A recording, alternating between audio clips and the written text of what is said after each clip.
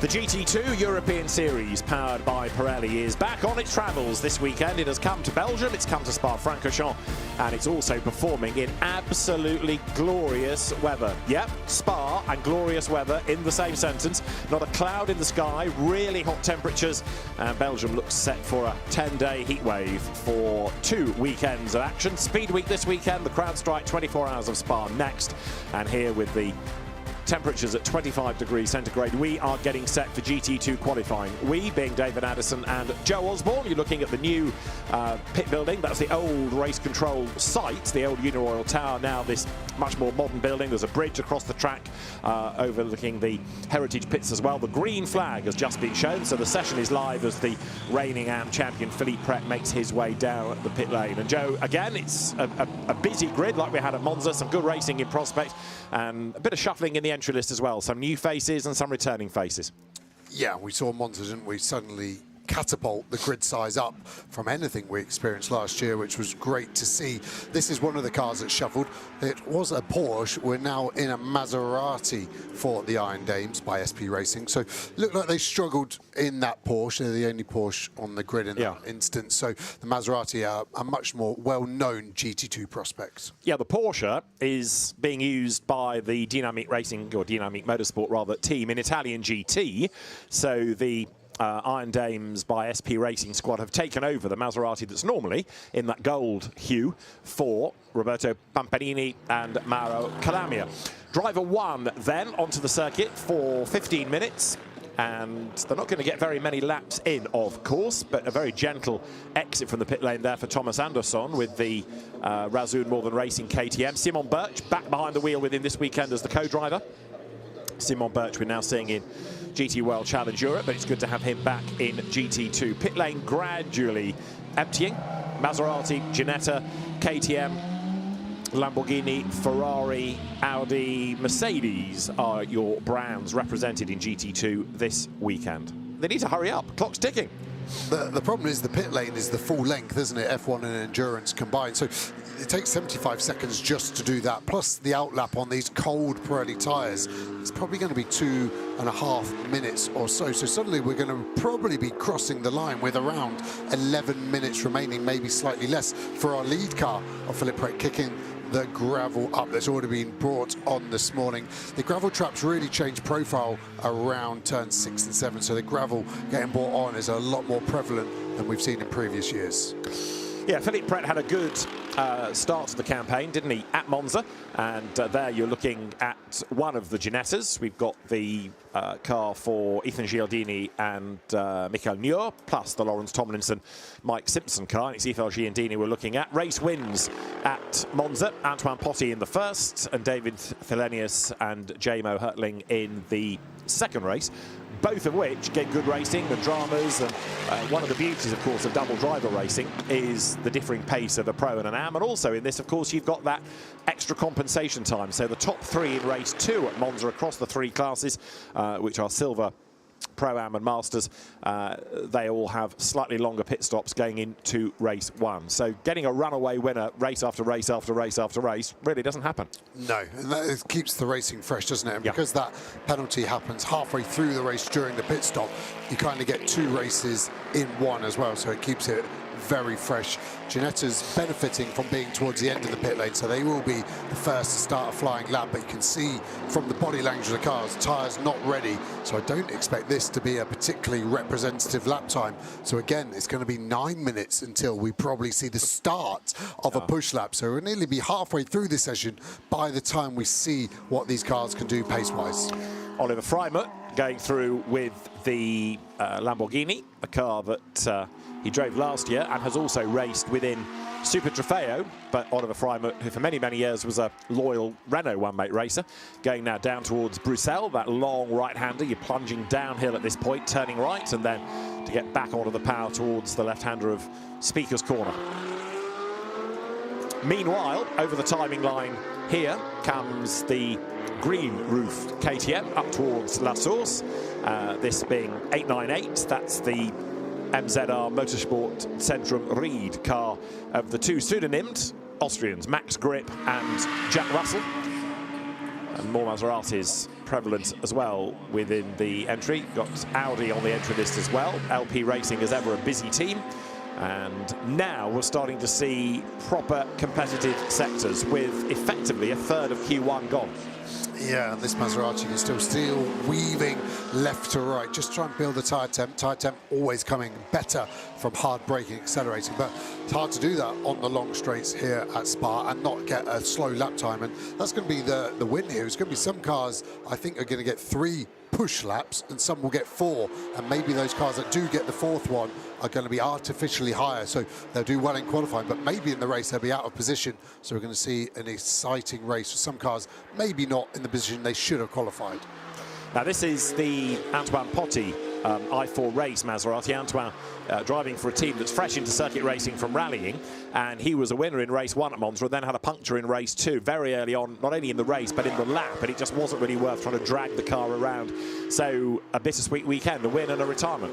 Yeah, it kind of got hidden, didn't it, on the inside the barrier curve of Grande. It disappeared there and we never saw it again, and that was a real shame for that car that, like you said, David, showed such great speed across the stints in race 1, and they'll be looking to bounce back from a DNF last time out. So from Blanchimont down towards the chicane they come, and Antoine Potti will be rapid. We're looking for a target time, and oops, off the road there goes 119 KTM. That's in the hands of Marius Eigner, who got better and better at Monza. He started off perhaps a little slowly, but by the end of the weekend was looking a lot more racy. And here, too racy into Bruxelles, loads of understeer, through the gravel, no harm done. He's able to carry the momentum out the other side. Yeah, strange one, wasn't it? Because you could see the car stopping, as in the brake force looked right. So I can only assume it was too late, or the tyre grip wasn't there. Could even hear the ABS activating, the skid noise coming on off as the ABS there. Gravel still pouring out of this KTM, bouncing off the carbon fibre bodywork and maybe even the carbon fibre chassis in this KTM as well. But luckily he's got time to clear all that gravel out before the start of his next lap.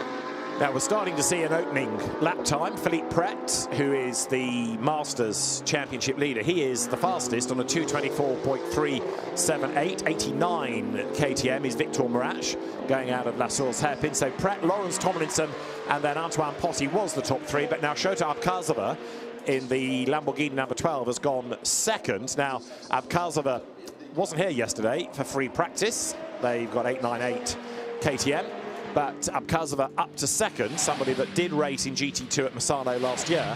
And even though he's given away quite a bit of track time, that's not a bad start to the day. This is Max Grip, as I say, pseudonym Austrian driver who's raced KTMs in the One Make series and in the Creventic series. And he shares with another pseudonym driver, Jack Russell. Yeah, we're seeing 4 manufacturers inside the top 4 at the moment. Maserati, they're on the flashes trying to warn the KTM they want to get out of the way. We haven't seen Mercedes put a time on the board. Rockash has just gone, as again we're seeing a problem with that KTM, so maybe there is something in the braking. That's the exit of La Source turn 1. Yeah, Marius Eigner again in strike. This is Antoine Potti then, who's done an absolute best sector 1. And this is a car, remember, with a solo driver. So although your pit stops take a little bit longer if there's compensation time, we know the car is good for this pace all the way through the weekend, because Potti does not have to give way to anybody else who is slower. So he accelerates up now through Blanchimont. Antoine Potti in silver. Load of tyre smoke settling there from the chicane. Who was that? I don't know, there's a few options there, isn't there? Just looking on top 1. Could be 62 or the 111 of the cars going into turn 1. So 2 cars in front of this Maserati is going to cross the line any second now. Okay, we just had a slow lap, or slightly slow lap from Lawrence Tomlinson, and the lap of Antoine Potti puts him second, and I think this is the answer to the smoke. It was Lawrence Tomlinson's car having a lose coming into the chicane, and he absolutely floors the throttle and does his Terry Grant stunt driving almost 360 degrees. That's a set of Pirellis that's probably now lost its edge. They're definitely warm enough, aren't they? We said about not having tyre ovens. Lawrence committed to the right pedal and kept his foot all the way in. And at one point, I didn't know if he was going to flick it to the right, but he's actually gone all the way back round and then has to go round. But yeah, style points up high there as he lays down the rubber and rejoins. And beautiful slow-mo there. I'm sure he's going to enjoy watching that one later if he has a competitive qualifying. Yeah, that cost him around about 4 seconds to the new top time of Stefan Rossina, who this weekend is in the LP Racing Audi. with Louis Pret, who makes his GT2 debut. Louis, son of Philippe. This, in the meantime, is Ethan Gialdini, and Gialdini is second fastest in the Ginetta, 1.8 seconds back, but still looking good because he's improved in the first sector, and he's improved to a much better Sector 1 time than the equivalent of Rossina on this lap. Yeah, he's only 2/10 off that fastest Sector 1 now, so that's going to be an interesting lap. The Ginetta in Sector 2 seems to be very strong. Actually, Sector 1 is the weakest, so to only be 2/10 off, this could be a mega lap from the number 3, the sister car to the spinning Lawrence Tomlinson that we watched a second ago. Runs in the Silver Cup. The championship overall being led by David Thelenius and Jamo Hertling, but then you've got the individual classes as well, and they're getting caught up in traffic this time, I'm afraid to say, is Ethan Gialdini.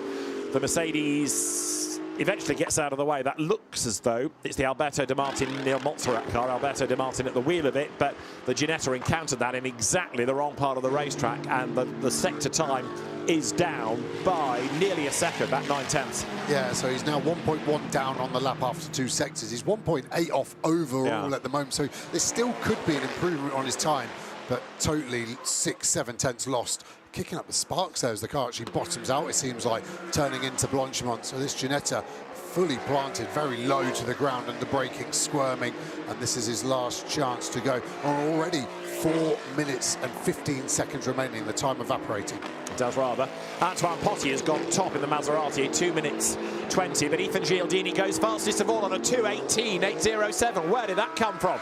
Well, it partly came with an absolute best third sector, but having hemorrhaged nearly a full second in Sector 2, that is a mega effort from Ethan Gialdini. Maybe being held up by the Mercedes got him so incensed that he's absolutely lit the blue touch paper in that last sector, and boy, has he delivered to be 1.3 seconds quicker than anybody else, as here Thomas Yu Lee comes up towards the timing line, trying to improve on 12th and not improving on 12th. Slower lap time, in fact. Yeah, that Sector 3 was phenomenal from the Ginetta. 9 tenths quicker than anyone else on that last lap alone. So, yeah, that car is properly planted through Sector 3. Over the line as well goes Shoshat Kazava in that blue Lamborghini. Was it here last year or the year before? He got involved in a bit of an accident at the start of the Super Trofeo race, which didn't do him much in terms of endearing himself to race control. Meanwhile, the Iron Dames Maserati comes through. Lara van den Hengel at the wheel, and number 85 is 9th fastest now. That lap was a little bit slower. Started off all right, but then Van den Hengel just dropped time across the rest of the lap. You could hear the understeer from the car, which is quite rare. As we see Potty second at the moment, 1.3 off pole, just getting kicked up more and more through Piff Paff now as the drivers cut the apex, and it looks like the tyres going away from Potty. The car squirming around. It's going to be hard to improve at the moment. It's tight between the classes as well. Philip Pret leading Masters. Lawrence Tomlinson, fastest in Pro-Am, is going well. But yeah, when you look across the field, having 3 classes, there's so many inter-race battles we're going to have to keep an eye on later this afternoon. Antoine Potty, though, is on another mission. Oddly, the sector times are down. I just wonder whether he's going to get to the checkered flag or bail early and get ready for Q2, because he's not improving. Adrien Ferrer is, and he's just gone third with an absolute best Sector 3 in 1:16 Mercedes, and Potty does indeed bail. Yeah, I think he got driven Potty, didn't he, by the Mercedes in front, so has had to box early, and yeah, interesting to see if that time is going to be good enough to keep him up the board, because the lap of the Ginetta getting deleted from a track limit issue, I assume. Just trying to see where that Ginetta lost its lap time. Obviously, track limit's prevalent everywhere in World Motorsport, but here at Spa, even more so. Absolutely, and very close to the gravel there. Thomas Anderson, who's got this KTM up to 8th in the times. First sector was better than it had been. Second sector slower than it had been. Gialdini back to the top on 2:18.8 now. Still, sorry, 2:18.6, still looking good. And the Ginetta heading towards the end of the session with just over a minute to go. Yeah, that was why I was fearful for Potty, that him having to come in the box, tyres done, and now he's been jumped, that is going to drive him fully around the bend. 1:16 meanwhile. Adrien Ferrer improved last time to go fourth on a 2:21. 1:55. Adrian, remember, new to GT2 this season, having raced in America for a period of time, and while he was there, was a ARCA Menards Championship racer for Toyota. But good to have him back in Europe, and he was certainly quick at the Monza races. So Adrian Ferrer comes down towards the chicane. Assuming he stays out, he might just be able to squeeze another lap out of the session, looking at the clock. But let's see what he can do. The second sector was slower than it had been previously. He will bring it to the line. At the moment, he's fourth. Can he get himself to the other side of that row? Can he get himself on the front row even? The answer to both questions is no. Slower lap, stays fourth. Yeah, it's only going to be himself and the two cars behind. Aigner with that KTM, which we think's got an issue with the brakes, has just done its fastest lap, but 9 seconds off pole at the moment for that KTM. And the other car that could have done a lap is the 119, and that has carried on as the checkered flag is now out. It is indeed. Session at an end. So Ethan Gialdini then takes pole position. And a good effort that by Gialdini. There is a point for pole position. And in silver, it was the Brandon Oxley and Adrian Ferrer car that was on pole in both races from the silver class. There's the car that had a win in race 2 at Monza, 111, which is David Thelenius, who is down in 16th, which sort of therefore illustrates the Pro-Am difference, because it's a winning car at Monza. J-Mo Hartling is going to be behind the wheel for Q2 and no doubt it'll be up the order. But then bear in mind as well, because it had a win at Monza, that's got an extra 10 seconds to serve in the pit lane. So that's going to hurt, given with respect the pace of Thelenius in this session. Yeah, and the pace of this Ginetta has been strong as well. After you would say Monza was a Mercedes track, it seems like here maybe that's gone away. Fastest Mercedes in 4th place, 2.3 seconds off this GT2 Ginetta. So down the pit lane it comes. And a good effort that by Ethan Gialdini. So he is fastest. Already you can see the driver changes cycling through, ready for Q2 as Wilhelm Kuhne gives way to Moritz Wiskirchen. New set of Pirelli tyres ready to go on. But yeah, Ethan Gialdini it is then who takes pole position. And the time in the end, 2 minutes 18.804. Good effort by Gialdini. That's the target. Standalone session, standalone grids, of course. So what we have next is going to determine the race 2 grid, and it's going to be about 5 minutes away, give or take. So very quickly the teams have to get the cars back and go again. With an accident earlier on in the day in the British GT, French GT session, the timetable has slipped a little bit, so race officials with a hugely busy day trying to trim back the time where they can. So unless you're on a really quick lap at the end to the checkered flag, you'd be advised to bail and get set early for Q2. There you can see the new pit buildings in the background. And Spa looking resplendent as it gets set for one of its 2 biggest weekends of the season. So Ginetta, Maserati, Audi, Mercedes AMG, Lamborghini. Maserati is your top 6. Silver headed by Ethan Gialdini, Masters by Shota Abkhazova, and Pro-Am by Lawrence Tomlinson. There's your top 4. Ethan Gialdini ahead of Antoine Potti, Stefan Rossina and Adrian Ferrer to round out that top 4 ahead of Shota Abkhazova, the best of the Masters from Philippe Pret, and then Lawrence Tomlinson, the best Pro-Am. Oliver Freimut going well actually to be 8th ahead of Thomas Andersson, and Andrzej Rokosz to round out the top 10.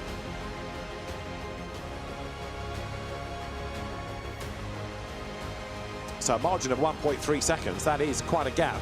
Outside the top 10, Alberto De Martin a long way back, 11th from Lara van den Hengel, and then Thomas Lee Yu. Marius Aigner 14th, despite the issue from Victor Marache and Rodrigue Gillon. David Thelenius 17th ahead of Max Grip.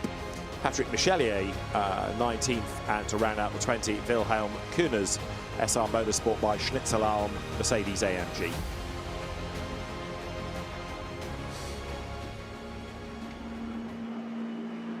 So cars now get themselves ready for the second part of qualifying. Lots of track limits reported in the first, and also we've had a number of cars losing their lap times deleted for excessive track limit abuses.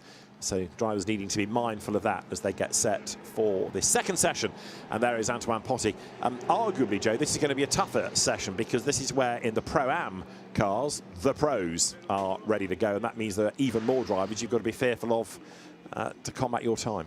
Yeah, and we saw a lot of track limits just looking at the timing screen there. There must have been 12 to 15 laps lost. Yeah. So the pros always pushing the boundaries more. The only thing that I thought is slightly unfair to the amateurs is they have to start fully cold brakes and tyres, whereas these brakes now will be 500-600 degrees, radiating heat into the tyres.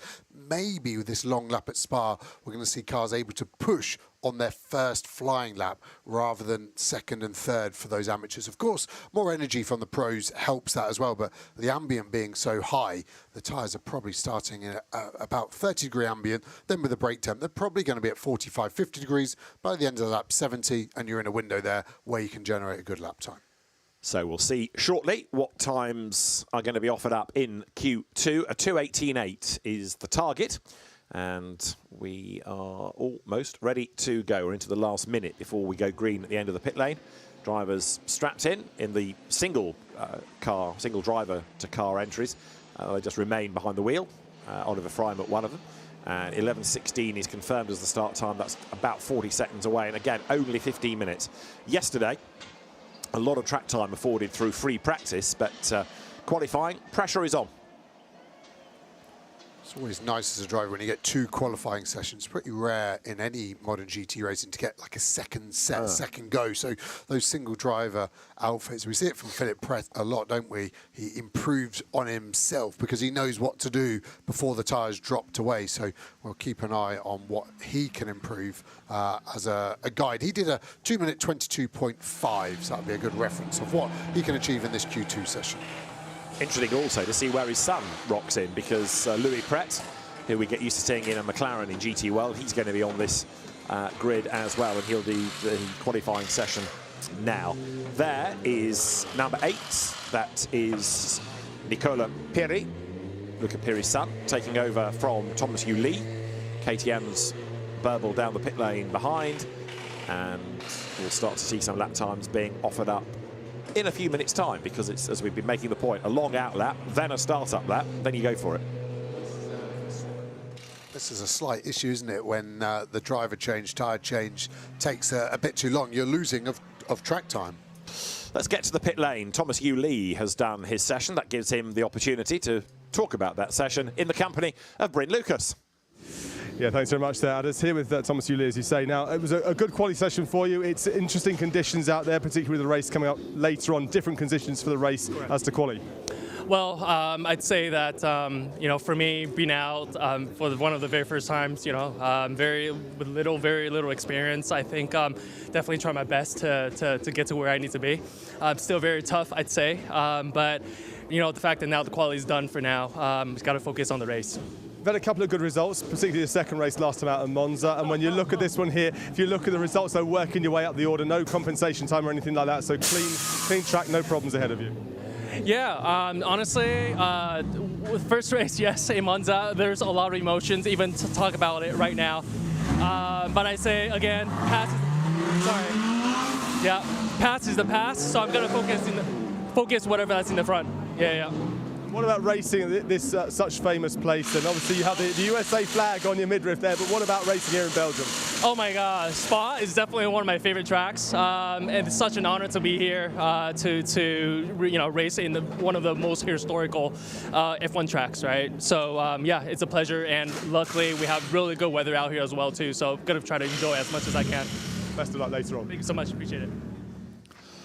So a very happy Thomas Yu Lee makes his way back down the pit lane, and we'll get to his car shortly as this session then is underway. Now Thomas Yu Lee gives way to Nicola Pirri. Right, bit of tyre warming, tyre prep, as here the Mercedes AMG in the hands of now Petra Lisha comes up towards us.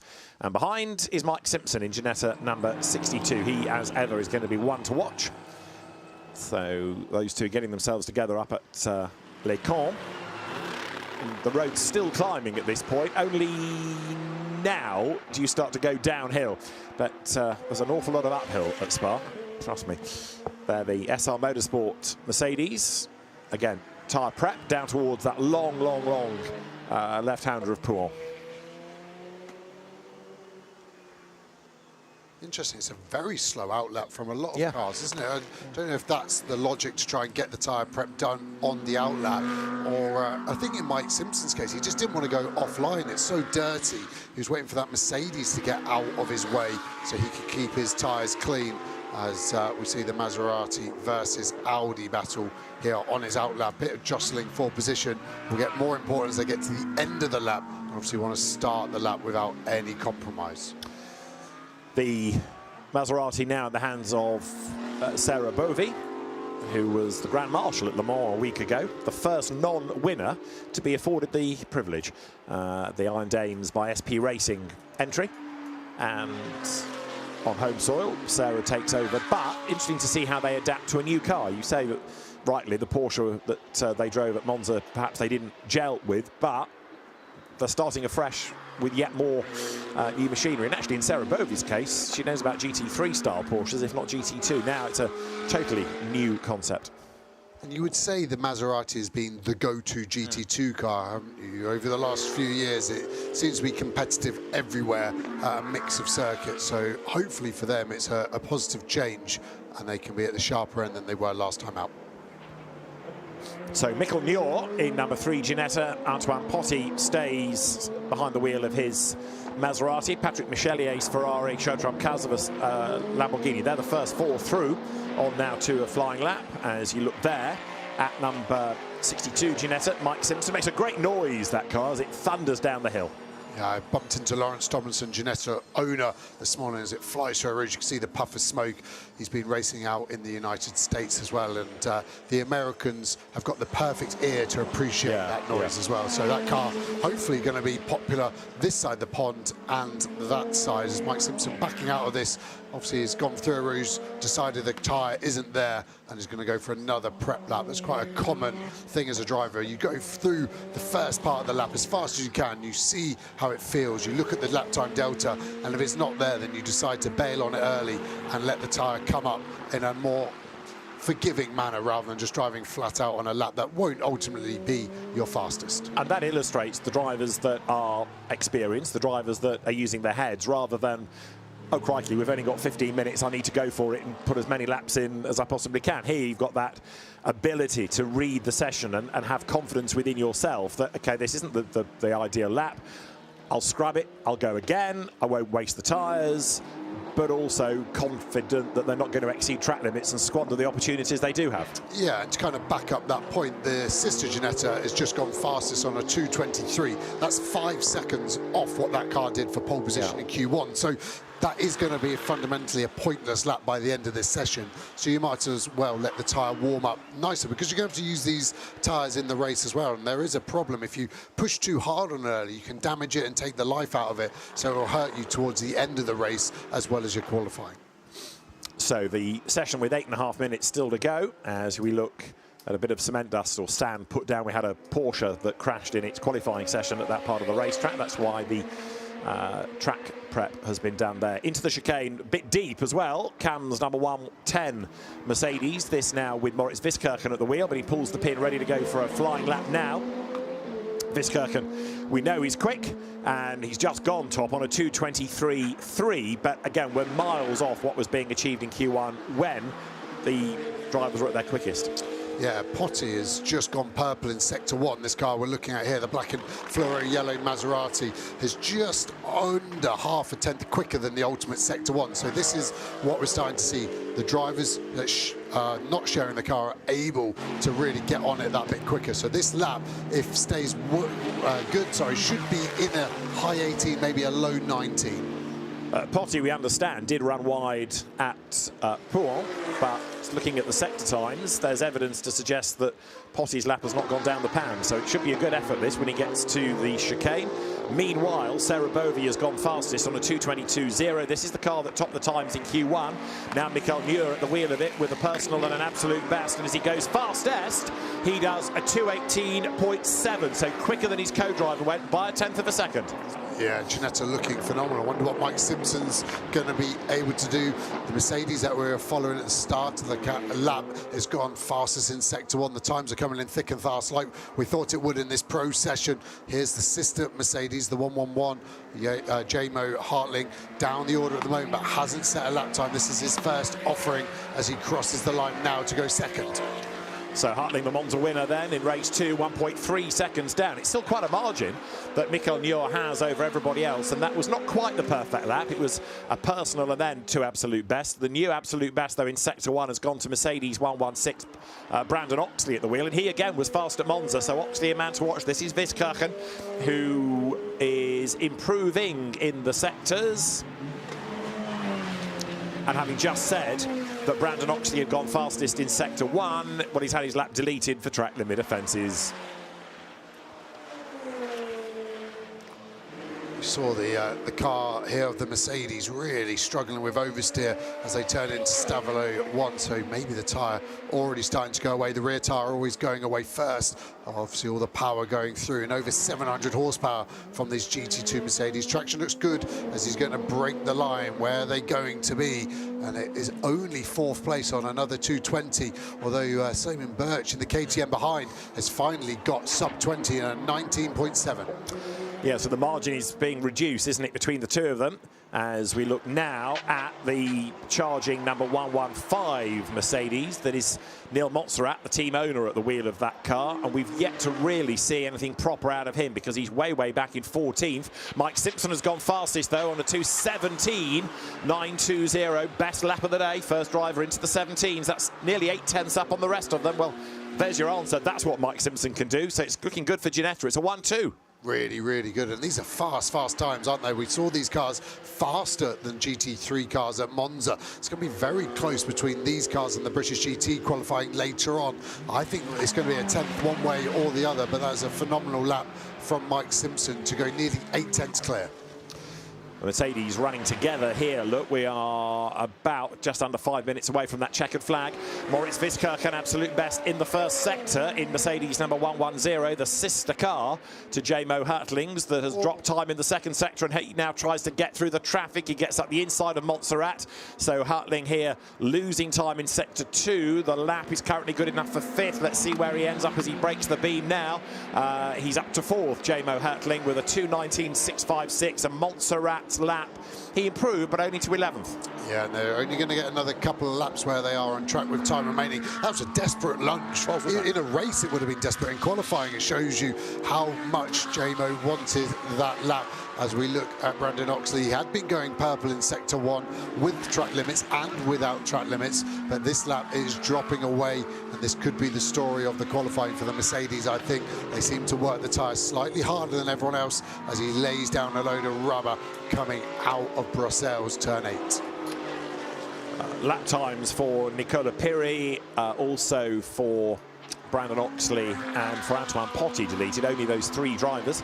So I think they're being a bit more behaved than we had in the first session, with in some cases different drivers. The flag is 3.5 minutes away as you look there at 116. This is the car in the hands of Brandon Oxley. We've just had another improvement coming from Nicola Pirelli up to 11th. This is Mike Simpson down in the sectors. He may well be pitting. Yeah, I think he's done his job, hasn't he? One fast lap, put it on bolt, and now he's going to box and look after the tyres. And his teammate, boss, owner of Ginetta, Lawrence Tomlinson, will be very happy with his employee. He even got the peace of mind to be able to flick the indicator on to let everyone know he's coming in the pits. Mike, as the MD of Ginetta, also proving to potential customers everything works. Look, the indicators work. So, yes, you're right. He's being a gentleman and showing what he's going to do, but also proving that the Ginetta is a good, solid race car. Sarah Bovey up to 5th. She's just gone through on a 2:19.919. Good effort by Sarah. And another improver, Stefan Rossina, up to 8th. I would have thought Rossina should be fighting for pole, but then you could argue the Audi is one of the older cars. Maybe it's just now not quite got the edge.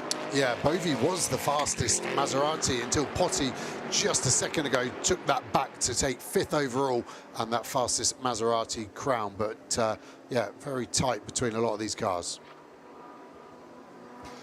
up towards the timing line. Here, more Mercedes, so let's keep an eye to J-Mo Hurtling. Doesn't improve. Neil Montserrat behind will go across the line. He does improve, but he's only 12 in the times. Reinhard Koffler's another one that's gone better, up to 11th. Still get the feeling it's a rather jumbled grid, this, as you look at number 1, Philippe Pret. He's a long way back, only 14th. How's Louis Pret doing in the meantime? I've lost him. I think Louis' time is credited to Stefan Rossini, the transponder in the wrong place. So maybe that's also why the car's a little bit further back, because it's new to GT2 racing for Louis Pret. So Stefan Rossini shown as being 8th. So Lawrence Tomlinson's happy. Yeah, you could hear the team clapping as the car came in, and that's a pretty loud clap to be heard over the V8 there. French team of CMR very happy, and Lawrence happy with Mike Simpson too. So Ginetta on pole in both sessions and a 1-2 in this session as well. And the cars all run out of the same CMR, Classic Modern Racing stable, but as you make the point, different cars, 2 different driver combinations across them. So yeah, it's going to give us some interesting racing this. We're into the last minute of qualifying. Mike Simpson about to take off the crash helmet, and a job well done. Next weekend's busy for Ginetta, not here, but back in the UK, they're Ginetta Festival, G-Fest, up at Crofts, which is probably going to be the focus of Mike's world, rather than being here. So GT2 being a week before the crowd strike, 24 hours of Spa, fits in really well for him. Yeah, really nice. I saw Jack Mitchell in the background as well. He'll be racing GT4 Ginetta as we see cars trying to find their space, knowing that the clock is about to expire, but... is that impeding? Yeah. If this Iron Dames car was on a lap, that was huge impeding, and yeah, very aggressive, and I can only assume the speed was so low to try and get some of the temperature out of the tyres and brakes, and just cross the line in time for one more push. That was the Rossini Pret car, I think, that was the very slow one. There, bouncing up the curb, is Nicola Piri, whose session has put him 12th and has had a lap deleted for a track limit offence at turn 3. Car's looking pretty spicy as the tyre drops away, and Perry backing that up as well. It's just amazing how much you can hear from the trackside mics today. It feels like engine noise always amazing, but the tyres under braking, can hear them screaming for mercy as these cars try to anchor up on these big, fat, slick Pirelli tyres, offer so much grip. And we talk about them peaking, as they seem to have peaked, because we were very wide, and that would be a track limit, and it would be wise to box, because you're going to lose this lap no matter what, Luca Perry, or not. And Nicola Piri stays out. He was up the curb and the car's sideways. It's been messy, this, but he will take the checkered flag. So over the line he goes, and that does actually herald an improvement up to 12 for 2:21.1. And that was, I think, a lap that stayed. An early one had been deleted. We're not actually given the number of laps that the cars have done on this timing display, but Piri's lap, at least for now, stays. 2:21.1 is the time. So Mike Simpson takes the fastest time. Lawrence Tomlinson and Mike Simpson are down in the endurance pits. Bryn's had a bit of a walk, but he has found them. There's much celebration. Let's hear from the pair. Well, Lawrence, it's a pretty good advert for your little brand, Ginetta, when you look at it, because currently you've got pole in both races. Yeah, it suits our car around here. It's just a great fun. I mean, the circuit's amazing, but the car's such fun to drive around here. I made a big mistake on my actual quali lap, but managed to recover from that with a bit of a spin. So, but Mike was the superstar in all of this, really. We'll come to Mike in just a second, but Ethan Galdini also got pole as well in his class. So you've got pole in both Silver and in Pro-Am, which is great for the brand. It's great for you as a company owner with Ginetta, the founder of Ginetta. Yeah, Ginetta's a manufacturer. We just try very hard, but we are a small family business. But it makes the headlines when we've got a double pole, but not quite as a double pole at Monza for Merck. So it's not, we try very hard, and the car's such fun. I'm driving it in America, so I'm getting more familiar with the car, and with setups getting better every round. So super excited about it, and the sister car was amazing as well in Silver with the lads in it. Well, let's speak to the pole sitter, overall pole sitter as well for race 2. Mike. It's been a while since anybody's said that, but Saturday morning, not a cloud in the sky. You're at the most iconic track in the world. Low fuel, new set of tyres. I mean, you've got to give it some, haven't you? And I did a tiny little sphincter lift at Eau Rouge in top, and I was disappointed, but yeah, it's great. I mean, that's what we all come racing for, isn't it? And what a stunning job. I mean, from Monza, we struggled a bit, and you had a lot of straights, and we're probably the least powered card here. But our chassis comes alive on a track like this, and Lawrence continued the development from Monza to Road Atlanta. He had a win in America, and we've put both cars on the ground this weekend and fully on the money. And CMR's doing a cracking job. So poles for show and races for dough. So we'll see where we end up this afternoon. Well done. You've done all you can. Good luck later on. Thank you. Cheers. Thank you. And in that race later on, it will be Lawrence Tomlinson who starts, because this is the grid from the first driver, and Mike will bring it home. But as far as this session is concerned, Mike Simpson is your pole winner from Michael Muir, Simon Birch third, J-Mo Hurtling ahead of Antoine Posse, then Sarah Bovy, Reinhard Koffler and Moritz Wiskirchen rounding out the top 8. After that, 9th quickest was the Stefan Rossin and Louis Pret Audi from Adrian Ferrer and Brandon Oxley, Victor Marash and Leonard Marionetch from Nicola Peri, Neil Montserrat, Shertrop Kalzada ahead of Philippe Pret, and Nicola Peri did lose his last lap, but he ends up 15 from Petrolicia, Jack Russell, Rodri Gillian, Oliver Frymont and Patrick Michelier, the sole Ferrari driver at the foot of the times. So race 1 due to start just after 4:30. We'll be on a little bit before that down on the grid talking to drivers as we get set for our first of 2 GT2 European Series powered by Pirelli races of the weekend here at Spa-Francorchamps. We'll see you for racing later on.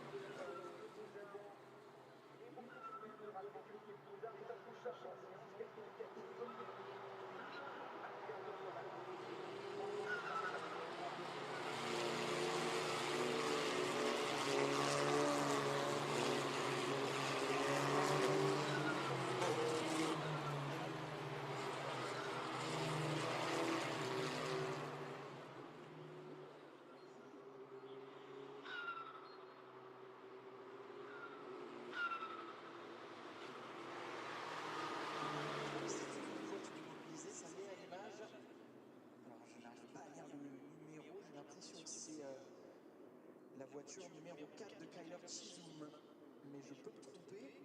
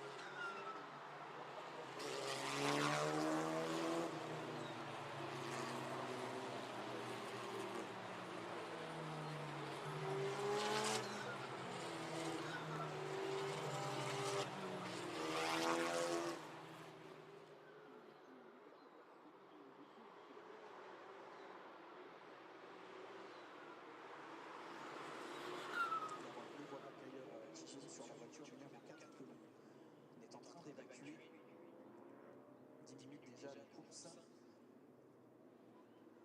La voiture de Sofia Zanfariel vient justement d'être évacuée.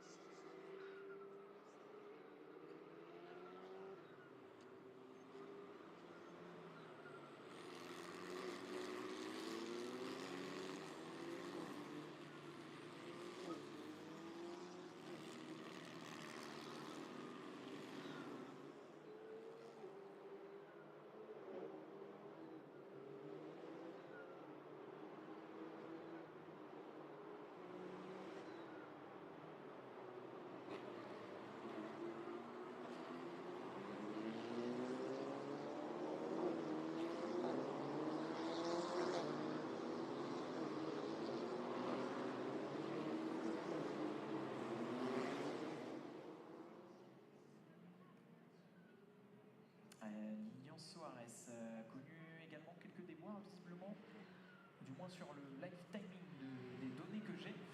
Il occupe la 28e place, qui devrait pour rentrer dans le top 5 de Oscar et avec nous sommes notamment des batailles avec cette entame de course.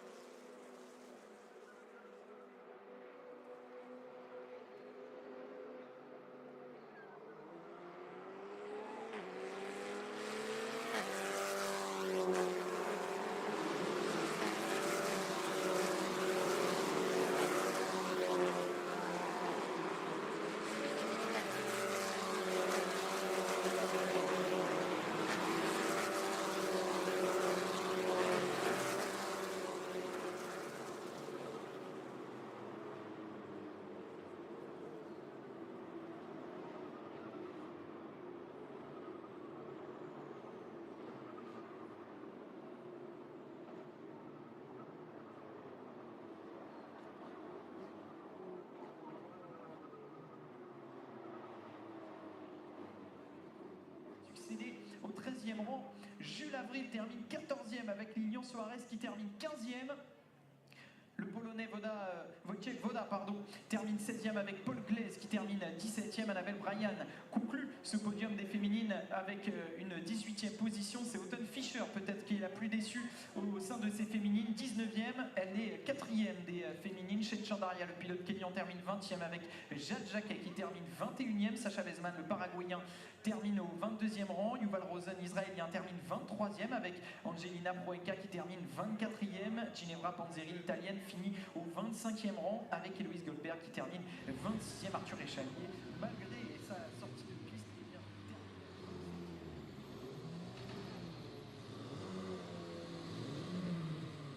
que l'on a vu être impliqué dans un accrochage lors des premiers tours de course avec Kyler Chisholm. Elle s'en est sortie, Sofia Zanfari, malgré une voiture avec un peu plus de stigmates. Et enfin, donc, Kyler Chisholm termine au 30e rang. Voilà pour cette première course, mesdames et messieurs, du championnat de France F4 FFSA Academy. La victoire de Thibaut Ramakers qui va pouvoir savourer cette première place à domicile.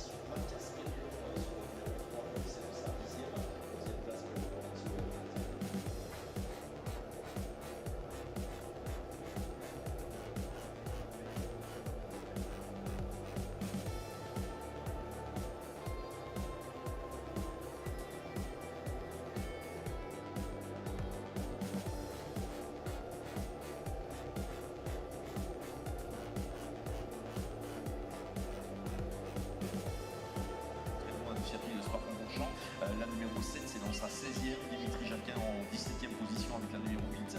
Ensuite,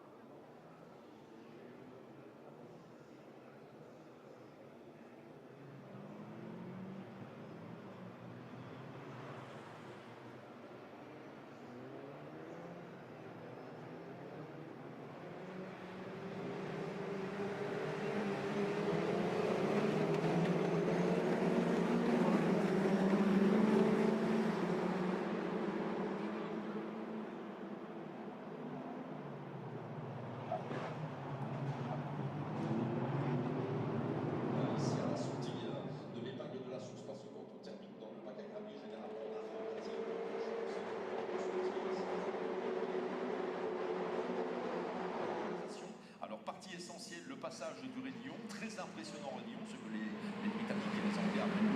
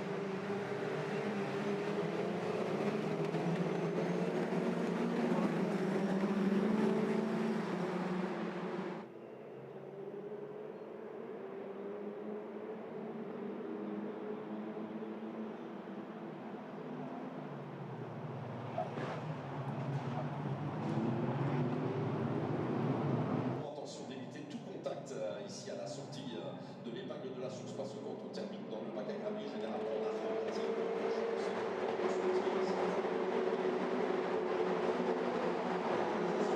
un véhicule de dépannage, eh bien on aura droit à une neutralisation. Alors partie essentielle, le passage du raidillon, très impressionnant raidillon, ce que les Britanniques et les Anglais appellent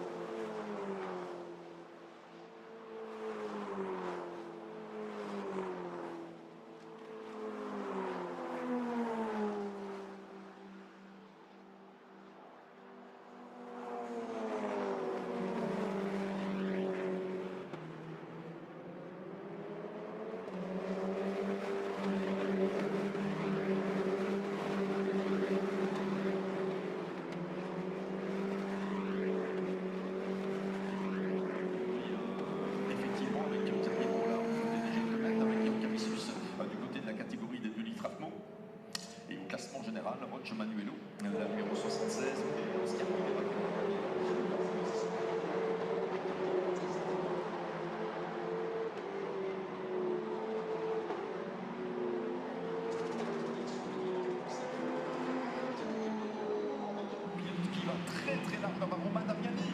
Romain Damiani avec la numéro 100. Il y a eu un souci pour le pilote Forza Sport à courser là-bas.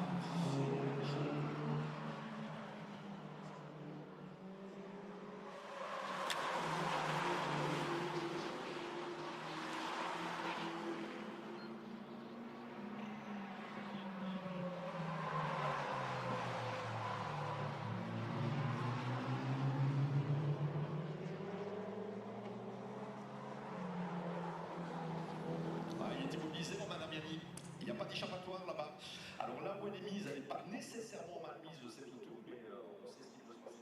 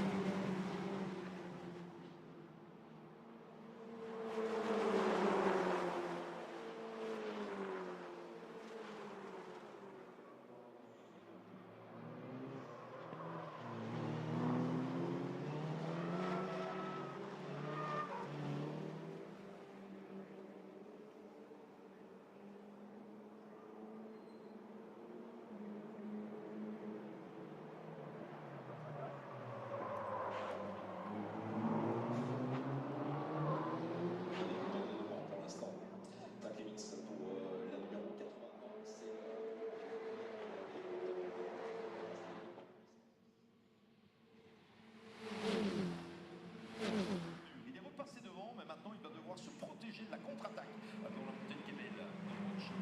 Avec l'autre voiture utile de l'EPS, c'est une voiture de pointe.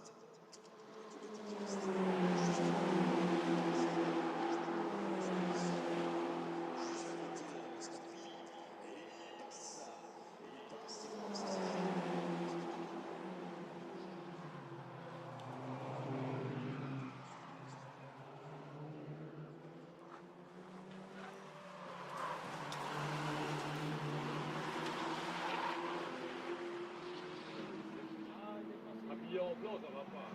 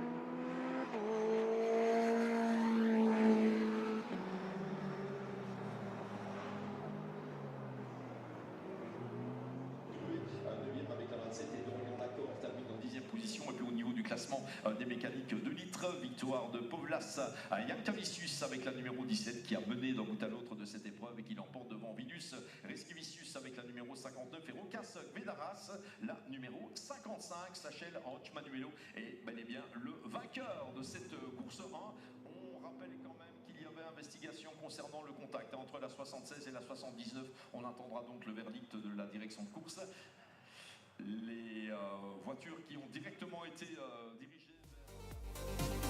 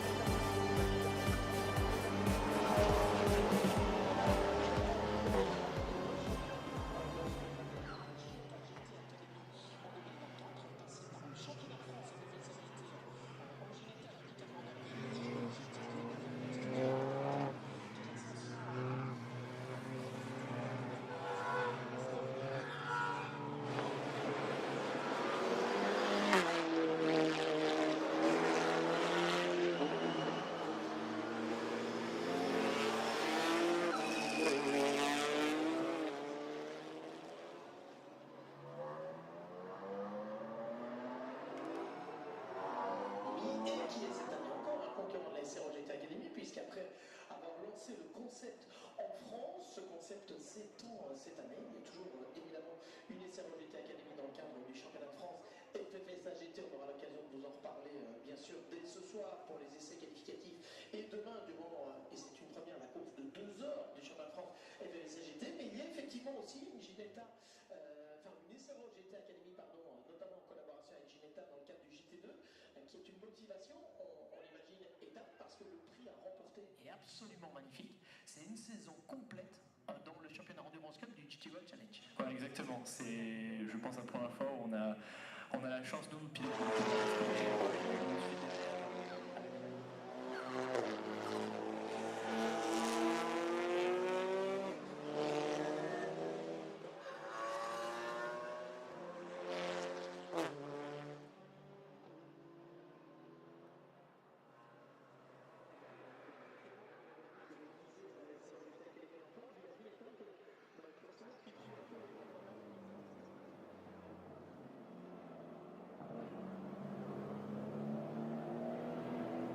Qu'une équipe NOLA Motorsports finalement dispute toute la saison et va disputer ses premières 24 heures. Vous avez l'occasion d'en parler parfois ensemble?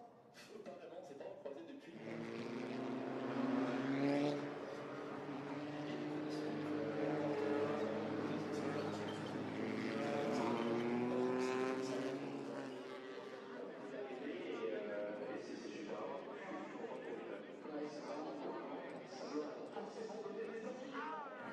Suivre ces traces, on voit le drapeau français qui flotte au vent. Alors le vent qui est tout relatif ici,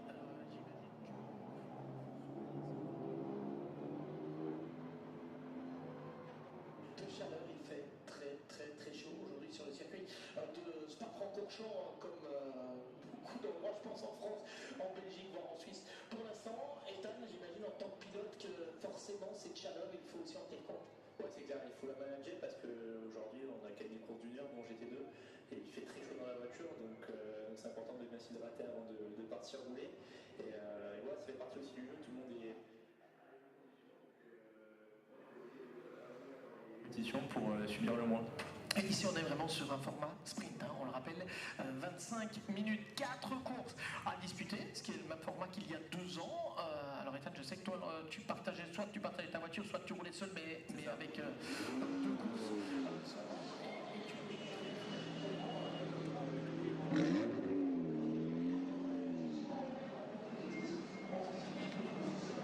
Évidemment, l'attribution des points est prévue en fonction, puisque ceux qui disputent les 4 courses voient leur total du week-end divisé par 2, évidemment à la fin, pour que ce soit équilibré. Ça permet d'aborder le championnat avec des moyens moins importants du coup. C'est exactement ça, nous c'était l'objectif. Aujourd'hui, je ne pouvais pas me permettre de faire une saison complète sur 4 courses. Donc en divisant par 2, ça m'a permis à la fin d'avoir un budget qui était très cohérent par rapport au temps de roulage, par rapport au championnat aussi. Et à la fin, ça m'a permis aussi de remporter cette prime qui m'a permis de passer les champs supérieurs en GT4 France. Et sans le TC, aujourd'hui, je ne sais pas si je pourrais être ici en train de commenter une course, donc non, ça fait super plaisir.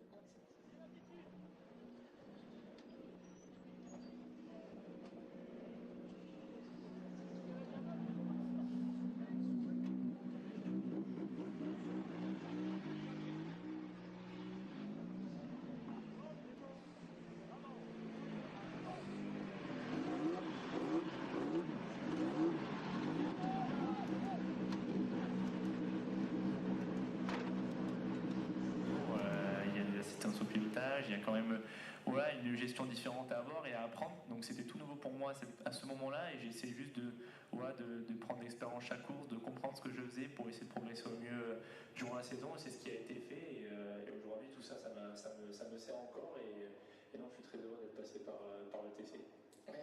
Ce circuit de Spa-Francorchamps, tu avais de bons souvenirs, si je me souviens bien, avec notamment une première ligne générale, c'est il y a 2 ans, qui était assez extraordinaire. L'an dernier, vous aviez gagné, et puis malheureusement, il y a une portière qui s'était arrachée, vous aviez été pénalisé par la suite. C'est ça, on a gagné les 2 courses l'année dernière. Avec Lionel Delomier, oui. Exactement, mais les premières avec une porte qu'on a perdue en fin de course, ça nous a coûté du coup une disqualification à la fin. Mais malgré tout, on a montré qu'on avait quand même de la performance et une deuxième course, on a pris une pénalité.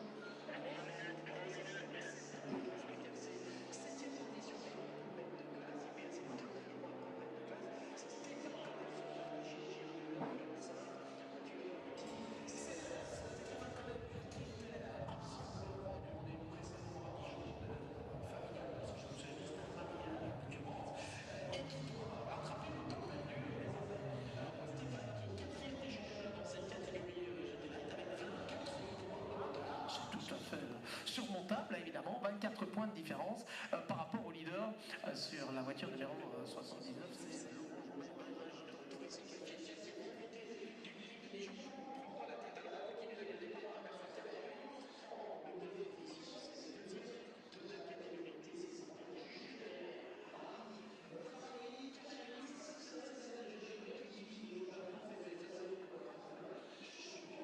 Cadre de la catégorie TCA Light, donc les petites Peugeot 208 RC, il passe avec les deux slicks sur cette Peugeot 308 RC désormais, qui est vraiment une vraie voiture de course, hein, plus de 300 chevaux.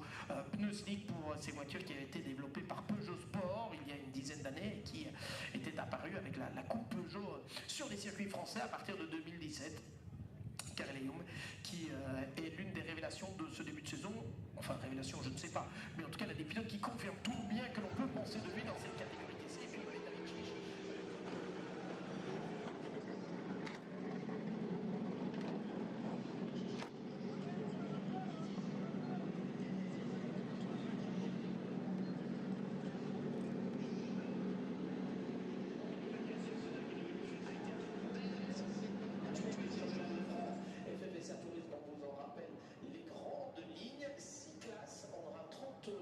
Au départ de cette course-ci, 6 classes donc présentes avec des TCR, des GT Light, des TCR.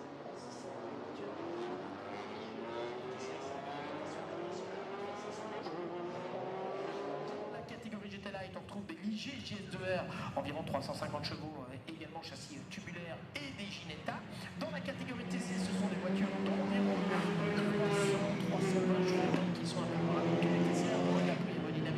Notamment, on a vu de la TC Cup avec des mini, donc les voitures mini bien sûr, mini challenge et mini développées par Untitled Motorsports, et puis TCA avec le Twin Cup, TCA avec le Twin Cup 4 qui sont dans cette catégorie, et enfin la catégorie TCA Live.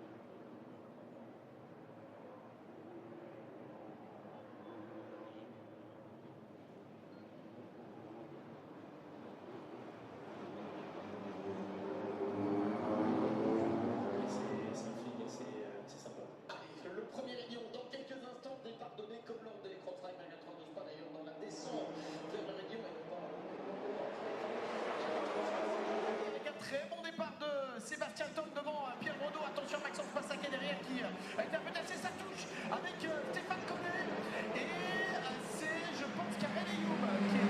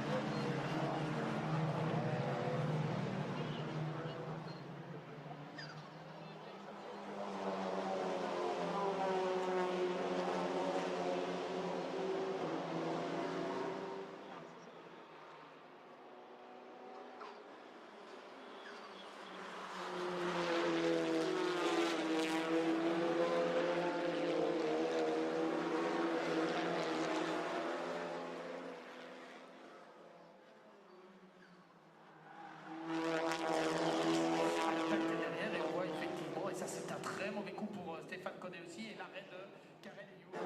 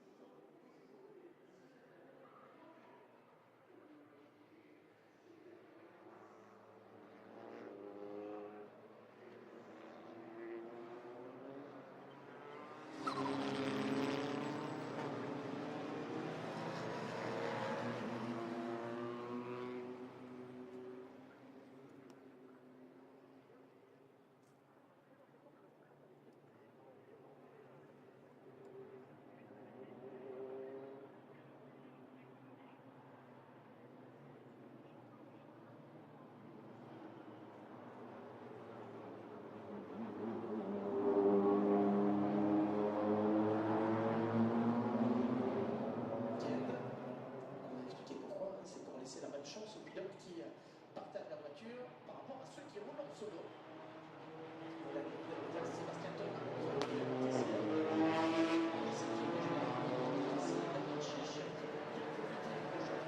de l'an dernier de la situation pour faire le plein de points.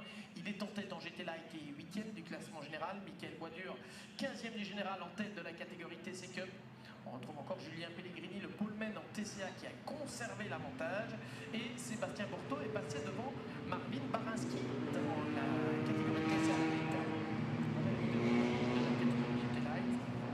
Ça ne va pas faire ses affaires ici au championnat. C'est David Chiche et 13 avec Stéphane Connet. Et je pense que ça ne me fait pas spécialement plaisir d'avoir vu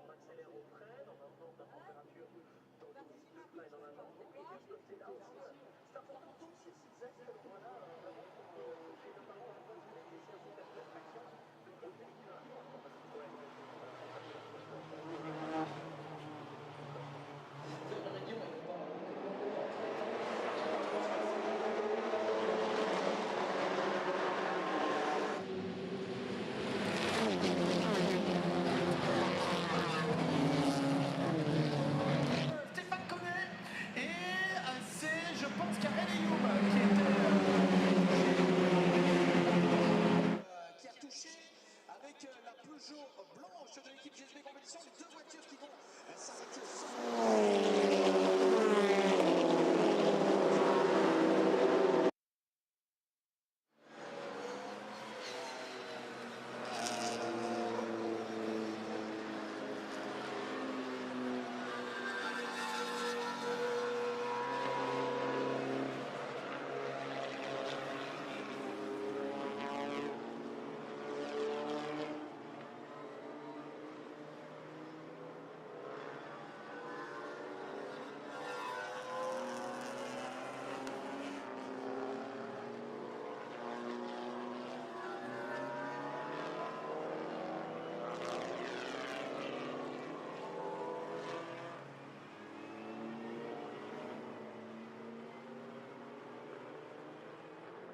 Attention, c'est parti avec un très bon départ de Sébastien Tom devant Pierre Renaud. Attention, Maxence Passaquet derrière qui a un peu tassé sa touche avec Stéphane Connet.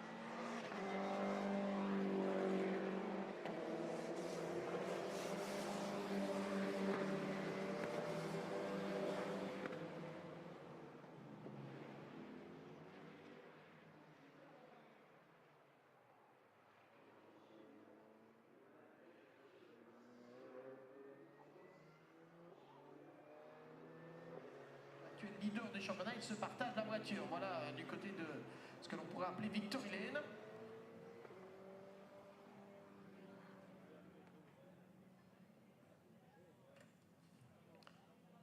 Victoire de Sébastien Todt, que l'on voit ici félicité par Julien Paget, champion de France en TCR il y a 2 ans, et qui roule aujourd'hui dans le cadre du championnat de France FFSA GT, preuve aussi de l'intérêt de ce championnat.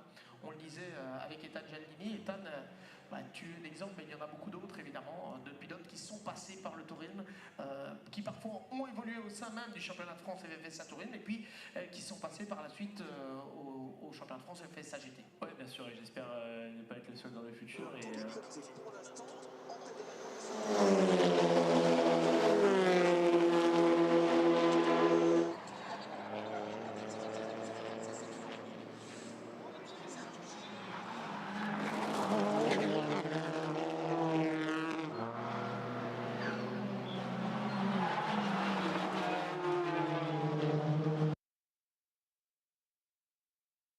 Un peu bizarrement et part, comme on dit parfois, un peu en crabe. Pierre Brodeau qui, je pense, a voulu tasser un peu Sébastien Todt en disant écoute, maintenant laisse-moi la place. Et c'est ce contact-là qui est, je crois, à l'origine de...